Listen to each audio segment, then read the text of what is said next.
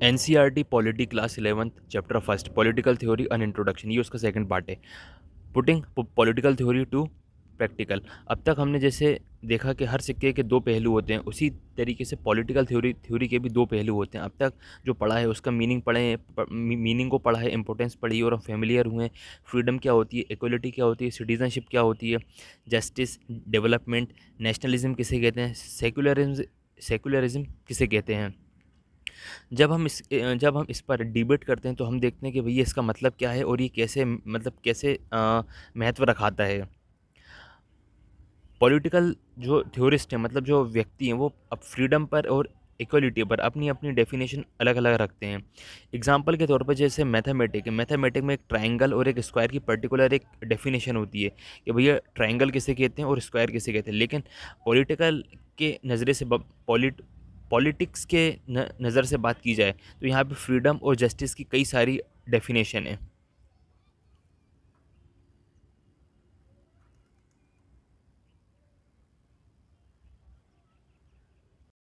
बात की जाए अगर इक्वलिटी की, जो सामान्यता है वो कि कोई ऑब्जेक्ट नहीं, कोई थिंक नहीं कि भाई सबको बराबर बराबर बांट दो। ये एक ऐसा टर्म से मतलब एक व्यक्ति दूसरे व्यक्ति के साथ संबंध कैसा रखता है, एक व्यक्ति की हारमोनी दूसरे हारमोनी के व्यक्ति से कितनी मतलब तालमेल खाता है, एक व्यक्ति दूसरे व्यक्ति से कितना कैसी बाउंडिंग है उसकी। तो ये इस बात पर डिपेंड करता है। ये कोई थिंक नहीं, मतलब ये कोई थिंग नहीं है, ऑब्जेक्ट नहीं है, नॉन लिविंग थिंग के बराबर बराबर सबको बांट दिया। अब इसी के बेसिस पे हम देखेंगे कि अलग अलग जगहों पर अलग अलग लोगों की क्या क्या राय है और उनकी क्या क्या मतलब पॉइंट्स हैं सामान्यता को लेकर।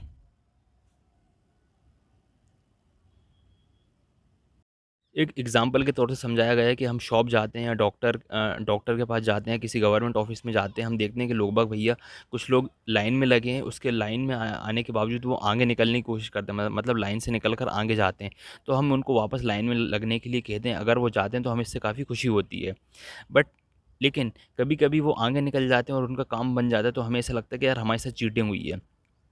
तो सामान्यता का मतलब ये भी होता है कि गुड्स एंड सर्विसेज जो हमें मिल रही हैं वो सामान्य तो बराबर तौर पे मिले। भाई हम आए, हम चौथे नंबर पे लगे थे, हम आए, 3 मेंबर हमारे आगे थे, हम चौथे नंबर पे लग गए। अगर कोई दूसरा आता है तो वो भी लाइन में लगे, वो आगे ना जाए। तो इक्वल अपॉर्चुनिटी का मतलब भी यही होता है कि सामान्य सर्विस सबको मिले।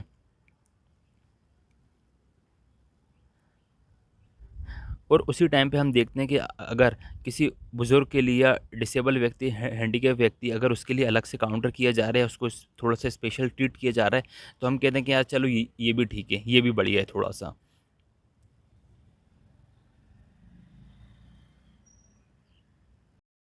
हमने अक्सर ये नोटिस करा होगा कि गरीब लोग जो है मतलब वो शॉप भी नहीं जा सकते, डॉक्टर के पास नहीं जा सकते, कोई अच्छा डॉक्टर ट्रीटमेंट के लिए। क्यों? इसका रीज़न ये है कि उनके पास पैसे नहीं होते।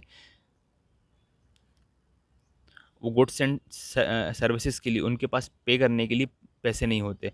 और जो वो होते कौन है, वो लेबर लोग होते हैं जो मतलब डेली बेसिस पे काम करते हैं, पत्थर वगैरह तोड़ते हैं और कुछ ब्रिक्स का काम करते हैं।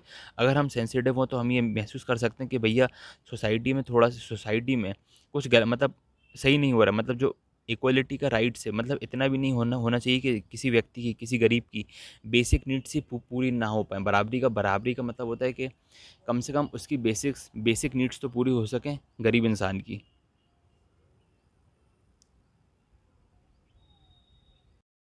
हमने नोटिस करा होगा कि बहुत सारे बच्चे जो हैं मतलब उनको अपना पेट भरने के लिए काम पर जाना पड़ता है ना, वो मतलब मजबूरी के कारण। और बहुत सारी लड़कियां ऐसी हैं जो मतलब जिनके पेरेंट्स काम पर चले जाते हैं, वो इसीलिए घर पे रहती हैं, स्कूल नहीं जा पाती ताकि उनको अपने जो यंगर सिबलिंग है, अपने छोटे भाई बहन को उनकी देख रेख करनी पड़ती है। लेकिन हमने देखा देखा है कि कॉन्स्टिट्यूशन में इस बात की गारंटी दी हुई है कि भैया प्राइमरी एजुकेशन सबके लिए फ्री और कंपलसरी है। लेकिन ग्राउंड रियलिटी क्या है, मतलब कुछ और ही है। तो इसके लिए गवर्नमेंट को कुछ करना चाहिए, जो बहुत ही ज़्यादा गरीब लोग हैं उनके स्कूल की एटलीस्ट प्राइमरी बेसिक लेवल की एजुकेशन तो पूरी हो ही सके।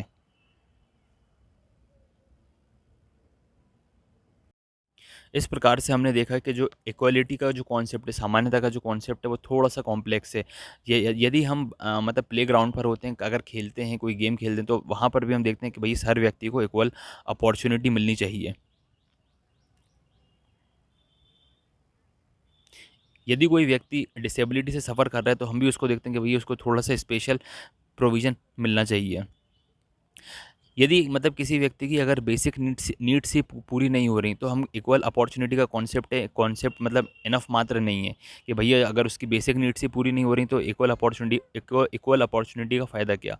हम इसको ज़रूर देखना चाहिए कि हर व्यक्ति स्कूल जाए और उसके पास मतलब जॉब्स हों, एक डिसेंट जॉब हो, हॉस्पिटल में उसको हर व्यक्ति को समान अधिकार मिलने चाहिए।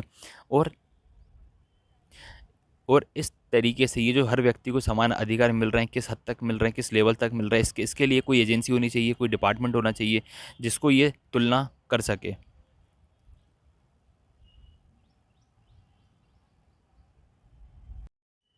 तो हमने देखा कि इक्वलिटी की कई सारी डेफिनेशन है और हमने स्टार्ट वहाँ से करा जहाँ से बेसिक नीड्स से मतलब हमने खुद से स्टार्ट करा था। और उसके बाद से हमने इसमें इक्वलिटी को पुअर की कंडीशन भी शामिल किया, जो सीनियर सिटीज़न उनकी कंडीशन को भी शामिल किया। और इसी के साथ साथ जो इसकी लेयर्स हैं हमने उसकी मीनिंग्स को भी समझा। और बाद और अब तक ऐसा हो रहा था कि इसकी मतलब इन सब चीज़ों को बिना रियलाइज़ करे ही अब तक पॉलिटिकल सिस्टम पॉलिट पॉलिटिक मतलब अब तक पॉलिटिक्स चली ही जा रही थी। जो हमारे जो पॉलिटिकल थ्योरिस्ट हैं, वो इस बात को जो पॉलिटिकल थ्योरी, पॉलिटिकल भाषा, वो इस बात को समझने के लिए अपनी ऑर्डिनरी भाषा में समझते हैं और उसको समझाने की कोशिश करते हैं। वो डिबेट करते हैं, इन सब चीज़ों की जाँच करते हैं, उनके मतलब को और सारे जो सिस्टमैटिक मैनर हैं, उनको समझने की कोशिश करते हैं कि भैया सामान्यता का जो इक्वल अपॉर्च्युनिटी का जो एक उसे कहाँ तक मिलना चाहिए और स्पेशल ट्रीटमेंट व्यक्ति को मिलना चाहिए, कब तक मिलना चाहिए और ये कितने समय तक मिलना चाहिए। और जो गरीब बच्चे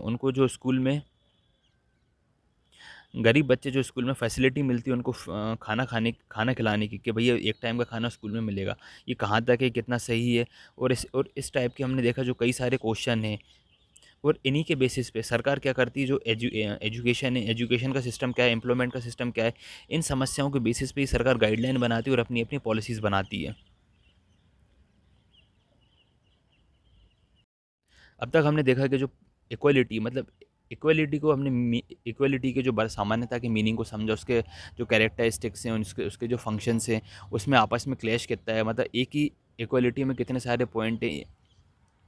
तो जितना पॉइंट्स इक्वलिटी में, वैसे ही पॉइंट्स कई कई पॉलिटिकल थ्योरी से रिलेटेड जो टॉपिक हैं, उन सब में उन सब का सिस्टम भी ऐसा ही है। और साथ ही साथ इसका जो फ्रीडम है, सिटीजनशिप है, राइट्स है, अधिकार है, डेवलपमेंट है, जस्टिस है, इक्वलिटी है, नेशनलिज्म है, सेकुलरिज्म है, और इनके बारे में जो आने वाले चैप्टर में पढ़ेंगे।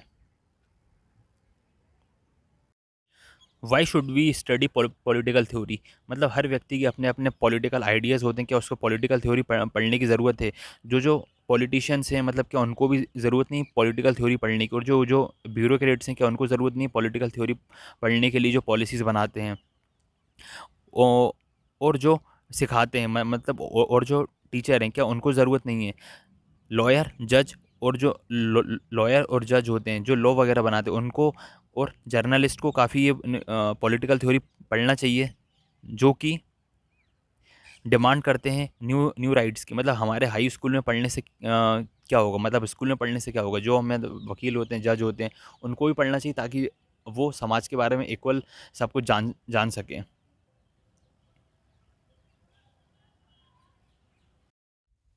सबसे पहले तो पॉलिटिक्स की जानकारी हर व्यक्ति को होनी चाहिए।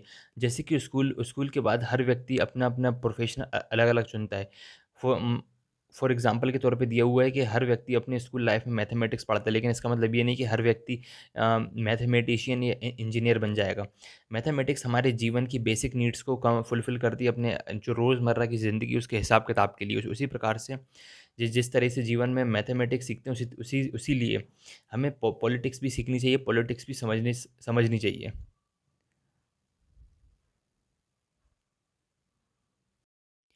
सेकंड पॉइंट ये है कि अब हम वोट देंगे एज अ सिटीज़न और इश्यूज़ को, जो सामाजिक मुद्दे हैं, उनको डिसाइड करेंगे। और ये हमारी रिस्पॉन्सिबिलिटी है कि देश को आगे बढ़ाना। इसीलिए हमें पॉलिटिक्स का बेसिक आइडिया होना चाहिए और उसके इंस्टीट्यूशन का बेसिक आइडिया होना चाहिए, जिनके बेसिस पर हम अपने वर्ल्ड को रिप्रेजेंट करते हैं। हमें अब हमारी सोसाइटी की इन्फॉर्मेशन होनी चाहिए, उसी के बेसिस पर जो वहाँ उनकी रीजनिंग तर्क शक्ति लगाते हैं। अगर ग्राम सभा में कोई अपन को पार्टिसिपेट करना है, अगर किसी वेबसाइट या पोल में हमको अपने व्यूज़ रखने हैं, तो हमें जानकारी होनी चाहिए कि समाज में क्या हो रहा है, पॉलिटिक्स में क्या हो रहा है। यदि हम अपने थॉट्स को, विचारों को यूँ ही इस तरह से रख देंगे, मतलब हल्के-फुल्के अंदाज से, तो हम बहुत ही कम इफ़ेक्टिव लगेंगे, मतलब हमारी बातों में कुछ वज़न नहीं लगेगा। यदि हमें नॉलेज है पॉलिटिक्स के बारे में, अगर हम थॉटफुल तरीके से, मैच्योर तरीके से बात रखेंगे, तो हम न्यू मीडिया में, जिससे कि हम अपने सारे जो थॉट हैं, उसको सही तरीके से एक्सप्रेस कर सकते हैं।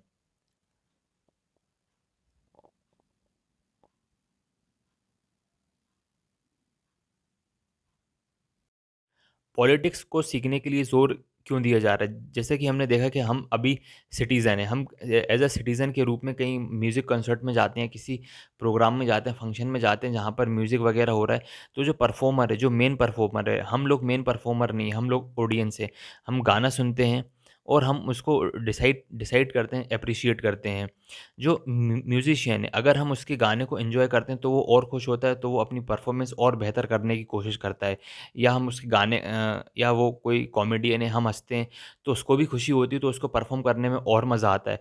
और उसी प्रकार से, जिस प्रकार से पॉलिटिशियन है कोई, यदि हमें भी पॉलिटिक्स के बारे में जानकारी होगी, तो ये हमारे लिए भी काफ़ी अच्छा होगा और इससे पॉलिटिशियन को भी काफ़ी मज़ा आएगा, ताकि उसको भी नए-नए विचार मिलेंगे अपने देश को आगे बढ़ाने के लिए।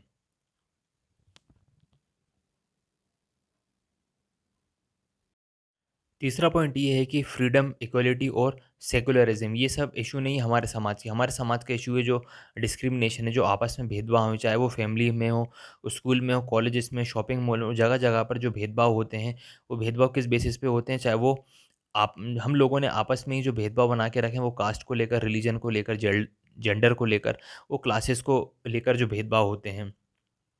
हम जब भी ये फ़ील करते हैं कि हाँ, अगर किसी व्यक्ति के साथ कोई मतलब भेदभाव हो रहा है, अगर उसको अपने राइट्स नहीं मिल रहा है, तो वो मतलब मजबूर हो जाता है हिंसात्मक रूप लेने के लिए। अगर हमें कुछ प्रिविलेज मिल रहा है, तो हम भी ये देखते हैं कि भैया हमारे मतलब जो सर्वेंट है, उनके साथ भी मतलब वैसा ही ठीक-ठाक व्यवहार हो।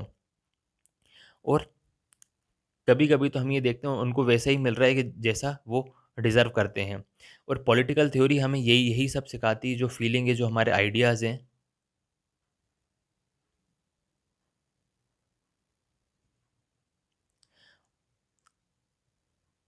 और इसी के बारे में मतलब अगर हम पॉलिटिक्स के बारे में थोड़ा-सा जान जाते हैं, थोड़ा-सा समझ जाते हैं, जो हमारे आइडियाज़ हैं, जो हमारी फीलिंग्स हैं, उनका थोड़ा लेवल थोड़ा-सा ठीक हो जाता है, मतलब थोड़ा-सा बेस्ट हो जाता है। मतलब अगर कुछ नहीं है तो मॉडरेट पे आ जाता है हमारा लेवल।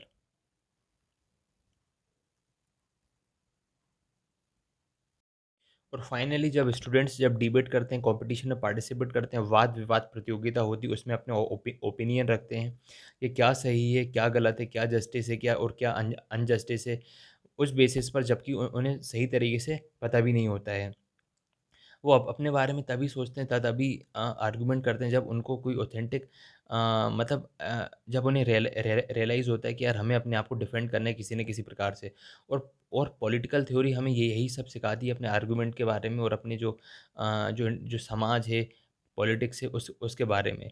और इसके बेसिस पे हम क्या करते हैं कि अपना एक प्रकार से एक ऐसे एसेट्स तैयार करते हैं, कम्युनिकेशन इफेक्टिव तैयार करते हैं, कि हम जो है अपनी बात समाज में रख सकें। और ये एक प्रकार से हमारा एक ग्रेट एसेट्स है, और ग्लोबल इन्फॉर्मेशन ऑर्डर के तौर पर। अभी चैप्टर कंप्लीट होता है।